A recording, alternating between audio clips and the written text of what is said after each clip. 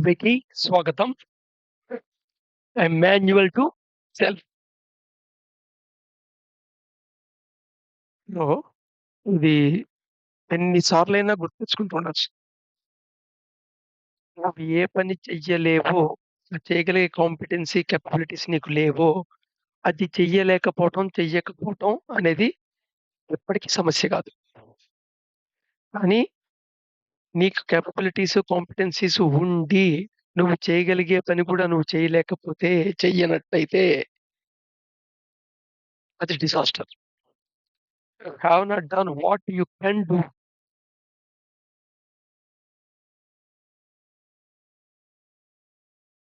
So scale of present, unpresent index. దీని గురించి ఇంతకుముందు వీడియోలోనే వచ్చింది మనకి. సో, మళ్ళా ఒకసారి రివ్యూ చేస్తున్నా.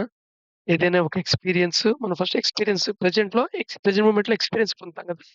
సో, ఏ ఎక్స్‌పీరియన్స్ పొందినా, ఆ ఎక్స్‌పీరియన్స్ పొందింది నీకు బాడీ కంఫర్ట్ కానీ, మైండ్ కంఫర్ట్ కానీ, బాడీ డిస్కంఫర్ట్ కానీ, మైండ్ డిస్కంఫర్ట్ కానీ ఇస్తుంది. సో, 100% కంఫర్టు, 100% డిస్కంఫర్టు అనేవి very, very, very rare occasions. 100% mind and body comfort ఉంటాం గానీ, లేదా 100% బాడీ అండ్ మైండ్‌కి డిస్కంఫర్ట్ ఉంటాం గానీ. కానీ జనరల్‌గా కంఫర్ట్, డిస్కంఫర్ట్ స్కేల్‌లో ఏదో సర్టెన్ వాల్యూలో ఉండిపోతుంది. ఫర్ ఎగ్జాంపుల్ బాడీలో 70% కంఫర్ట్, 30% డిస్కంఫర్ట్. మైండ్‌కి 60% కంఫర్ట్, 40% డిస్కంఫర్ట్. లైక్ దట్ అన్నమాట. సో, దీని యొక్క టోటల్ వెక్టర్‌కి 2 ఫోర్సెస్ కింద తీసుకుంటే క్వాడ్రపుల్ ఫోర్సెస్. వీటి యొక్క వెక్టరే ఏం చెప్తామంటే స్కేల్ ఆఫ్ ప్రెజెంట్, అన్‌ప్రెజెంట్ అంటాం. ఇది ఇండెక్స్ చేయబడుతుంది ఆ సిట్యుయేషన్ లేదా ఆ వస్తువు, ఆ ఎక్స్‌పీరియన్స్‌తో బాటు మెమరీలో. సో, ఇక్కడ మనం డిఫరెంట్ సినారియోస్ తీసుకుంటున్నాం. సో, దీంట్లో ఇది 100% body and mind comfort. Very rare occasion అని చెప్పాను గదా! ఉండవని కాదు. ఉండొచ్చు. ఒక మూమెంట్ అలాంటిది కూడా ఉండొచ్చు లైఫ్‌లో. అలాగే 0% బాడీ అండ్ మైండ్ కంఫర్ట్. ఇది వెరీ రేర్ అని చెప్పొచ్చు. చాలా రేర్. నాకు తెలిసిన దాంట్లో బాడీ అండ్ మైండ్ డిస్కంఫర్ట్ 100% ఎక్కడ కనపడిందంటే 'గురు నానక్' సిక్కు గురువుల కథలో కనబడింది. ఔరంగజేబు సిక్కు గురువు యొక్క కొడుకుల్ని వీడిని శరీరంగా బాగా టార్చర్ పెట్టిన తరువాత వాడి కళ్ళెదురుగుండానే సజీవ సమాధి చేయటం. మళ్ళా ఒక కొడుకు యొక్క గుండెని బయటికి తీసి దాన్ని వీడి చేత బలవంతంగా తినిపించటం. చెప్తుంటేనే ఎంత జుగుప్సాకరంగా ఉందో అర్థమైందా?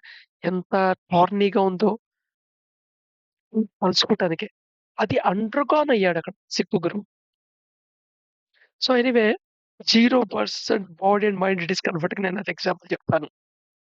మనం జనరల్‌గా ఈ మధ్యలో ఎక్కడో ఒక స్కేల్‌లో ఉంటుంటాం.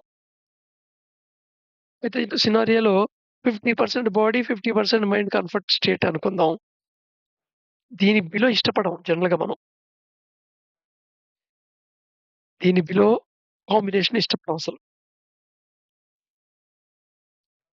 50% కంటే ఎక్కువ.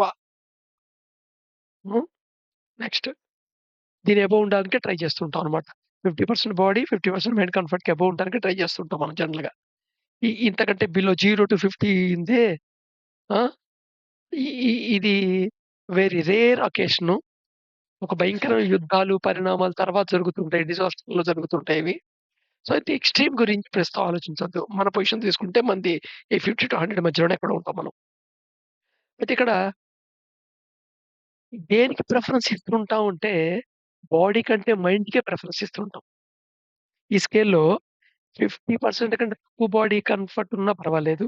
కానీ మైండ్ యొక్క కంఫర్ట్ మటుకు 50 కంటే అబోవ్ ఉండాలి. ఆ ఇండెక్స్ ఫార్మేషన్‌లో. అనే దానికి ప్రిఫరెన్స్ ఇస్తుంటామన్నమాట. దేనికంటే 50% కంటే ఎక్కువ బాడీ కంఫర్టు, 50% కంటే బిలో మైండ్ కంఫర్ట్ అనే పొజిషన్ కంటే. సో, దేర్‌ఫోర్ ఇలా ఉంటుంది మన స్కేల్. దీంట్లో ఏదో ఒక పాయింట్‌ని నువ్వు ఒప్పుకుంటావు. ఒక పాయింట్‌ని నువ్వు యాక్సెప్ట్ చేసే పాయింట్ అన్నమాట. ఆ ఎక్స్‌పీరియన్స్‌ని నువ్వు యాక్సెప్ట్ చేస్తావు.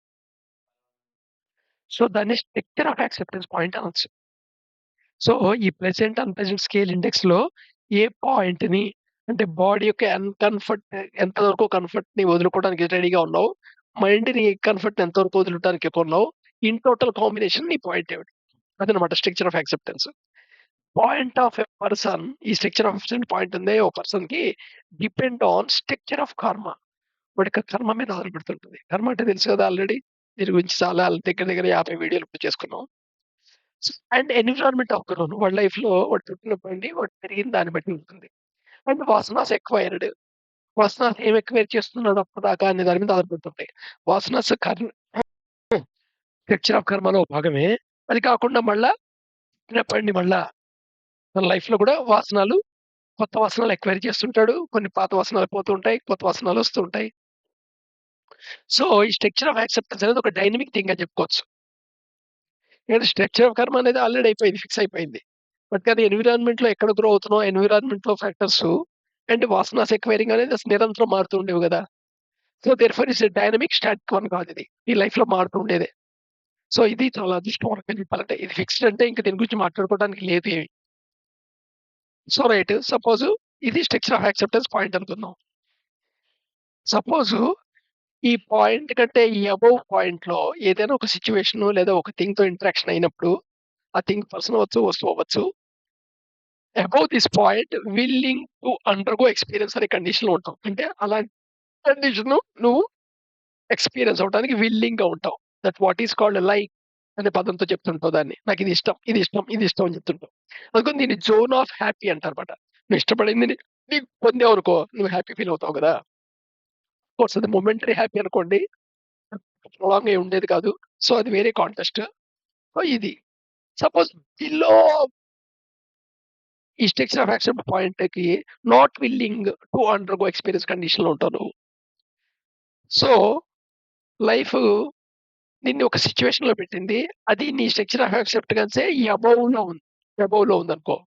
దెన్ నువ్వు హ్యాపీగానే ఫీల్ అవుతుంటావు. జాయ్‌గానే ఉంటావు. అదే సపోజ్ లైఫ్ ఒక సిట్యుయేషను నీ స్ట్రక్చర్ ఆఫ్ యాక్సెప్టెన్స్ బిలో పాయింట్‌లో పెట్టిందనుకో. నువ్వు వెంటనే సఫరింగ్ ఫీల్ అవుతుంటావు. సో, సఫరింగ్ అనేది దేని మీద ఆధారపడుతోంది? నీ స్ట్రక్చర్ ఆఫ్ యాక్సెప్టెన్స్ మీద ఆధారపడుతుంది. స్ట్రక్చర్ యాబ్సెంట్ ఫిక్స్‌డా? కాదు. ఇది డైనమిక్ వన్ను. దేని మీద ఆధారపడుతుంది? Structure of karma, environment of growth and vasanas. దీంట్లో స్ట్రక్చర్ ఆఫ్ కర్మని నెక్స్ట్ లైఫ్‌కి మార్చుకోగలము గానీ, ప్రస్తుతం ఆల్రెడీ ఎక్వైర్ అయి ఉన్నదాన్ని నువ్వు మార్చుకోగలిగేదేం లేదు. దాన్ని డిస్మాంటిల్ చేయొచ్చు. యోగిక్ ప్రాసెస్ ద్వారా. యోగిక్ ప్రాసెస్ వాడి డిస్మాంటిల్ చేసుకోవచ్చు. ఎన్విరాన్మెంట్ గ్రోత్ ఇది నీ చేతుల్లో ఉండేది కాదు. కదా! నీ చుట్టుపక్కల ఉన్న ఏ ప్రపంచంలో నువ్వు బతుకుతున్నావు అనేది నీ చేతుల్లో ఉండేది కాదు. చాలా వరకు. అండ్ వాసనాస్ ఎక్వైరింగ్ నీ చేతిలో మ్యాటరే. So, therefore structure of action modify చేసే అవకాశం నీకుంది. సో, నీ స్ట్రక్చర్ ఆఫ్ యాక్సెప్టెన్స్ నువ్వు ఆటోమేటిక్‌గా నీ పాయింట్ ఆఫ్ యాక్సెప్టెన్స్ మార్చుకుంటూ ఉంటే ప్రాబబిలిటీ పెరుగుతుంటుంది. ప్రాబబిలిటీ ఆఫ్ హ్యాపీనెస్ పెరుగుతుంటుంది. అంటే ఏ సిట్యుయేషన్‌లో నువ్వు హ్యాపీగా ఉంటావు అనే దాన్ని పెరుగుతుంటుంది. ఈ మాట అనంగానే నేను కిందకి పడిపోద్దు. 50% body mind comfort below 0 Guru Nanak అవతారం ఎత్తుకొని, ఆ కథ తెచ్చుకొని అలాంటి అయిపోయి ఉండాలా అని ఎక్స్‌ట్రీమ్ ఆలోచించొద్దు. ఎక్స్‌ట్రీమ్ ఆలోచించిన వాడు ఏ పని చేయలేడు. ఈ క్షణంలో ఏం చేయగలగవు? నీ స్ట్రక్చర్ అబ్సెంటెన్స్ ఎంత తగ్గించగలవు అనే దాన్ని బట్టి నువ్వు ఆనందంగా ఉండే పరిధిని విస్తరించుకోగలవు. సపోజ్ ఇది ఏ అనే పర్సన్ యొక్క స్ట్రక్చర్ ఆఫ్ యాక్సెప్టెన్స్ అనుకుందాం. ఇది బి అనే పర్సన్ యొక్క స్ట్రక్చర్ ఆఫ్ యాక్సెప్టెన్స్ అనుకుందాం. సో, ఈ ఏ పర్సన్ యొక్క స్ట్రక్చర్ ఆఫ్ యాక్సెప్టెన్స్ పాయింట్‌కి అబోవ్ జోన్ ఉందే, అది బి వాడికి కూడా అబోవ్ జోనే గదా! సో, దేర్‌ఫోర్ అలాంటి మూవ్‌మెంట్‌ని వీళ్ళిద్దరూ కలిసి ఫ్రెండ్స్ లాగా సినర్జిక్ ఎఫెక్ట్‌తో ఆనందంగా ఉండగలుగుతారు. సో, ఇక్కడ ఆనందం, దిగుడం, భవనం అయ్యే ఛాన్స్ ఉంటుంది. ఫ్రెండ్‌షిప్ అని కూడా చెప్తుంటాం. దీన్ని ఎక్కువ ఫ్రెండ్‌షిప్ అని చెప్తాం. లేదా పరిస్థితుల అనుకూలించా అని చెప్తుంటాం. లేదా వాళ్ళిద్దరికీ దెబ్బలాటలేదు మంచిగా ఉంటారు చూడండిరా అని చెప్తుంటాం. బట్ వాస్తవం అది గాదు. వాస్తవం ఏంటంటే ఇద్దరు అబోవ్ పాయింట్‌లో ఉన్నారు. అలాగే ఆ ఇద్దరే సపోజ్ బి యొక్క సెక్షన్ ఆఫ్ యాక్టివిటీస్ అంటే బిలో పాయింట్ దగ్గరికొచ్చిందనుకోండి. ఇప్పుడు వాళ్ళిద్దరు ఏకమై ఆ డిస్ట్రక్షన్ పని చేయడానికి కూడా ఇష్టపడతారు.